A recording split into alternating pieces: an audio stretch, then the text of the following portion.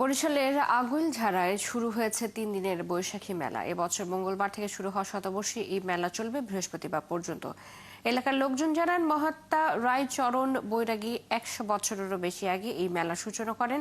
শুধু দেশ নয়, দেশের বাইরে থেকেও মানুষ ছুটে আসে এই আধ্যাত্মিক ও সাংস্কৃতিক মিলন মেলায়। স্বপন দাসের তথ্য ছবিতে প্রতিবেদন।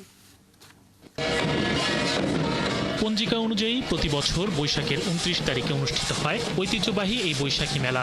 এই মেলার সূচনা হয়েছিল ১০০ বছরেরও বেশি সময় আগে মহাত্মা রায়চরণ বৈরাগী নামে একজন সাধকের উদ্যোগে। ৩ দিনের আয়োজন করা ঐতিহ্যবাহী এই মেলা এখন শুধু একটি মেলার মধ্যেই সীমাবদ্ধ নেই, বরং এক বিশাল সামাজিক ও ধর্মীয় মিলন মেলায় রূপ নিয়েছে। মেলায় আগতরা জানান, তারা এখানে পরিবারের সবাইকে নিয়ে ঘুরেন এবং কেনাকাটা করেন। এটা এখন তাদের বড় উৎসব। আমার বয়স এই ৬৫ বছর।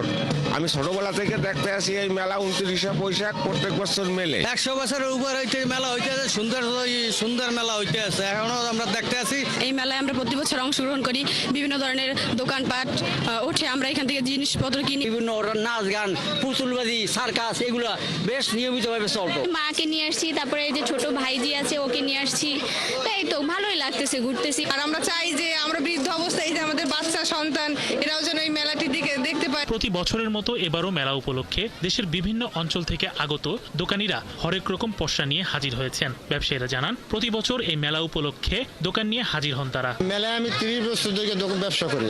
এই মেলায় ভালো ব্যবসা কিনি হয়। মেলায় আসছি তো ড্রাগন নিয়ে আসছি। ২৯শে বৈশাখ প্রতি বছর নেয়, অনেকদিন ধরে এই মেলাটা হচ্ছে। এদিকে আয়োজকরা বলেন, এই মেলা শুধু কেনাবেচা বা বিনোদনের জায়গা নয়, এটি তাদের বিশ্বাস, সংস্কৃতি ও লোকজ ঐতিহ্যের ধারক ও বাহক। ১০০ বছরের উপর হয়েছে এই মেলা এখানে মেলে, এটা ডাইরেক্টরি পঞ্জিকায় আপনার রেকর্ড আছে। এই হিসাবে মেলা আমার করে দাওয়াত দেওয়া লাগে না, লোকজন মেলায় এসে করে। ভবিষ্যতে মেলা এরকমই মিলবে, কোনো অসুবিধা নেই এখানে। মঙ্গলবার থেকে শুরু হওয়া শতবর্ষী এ মেলা চলবে বৃহস্পতিবার পর্যন্ত। শরীফ আজাদ প্রীতম, ৭১।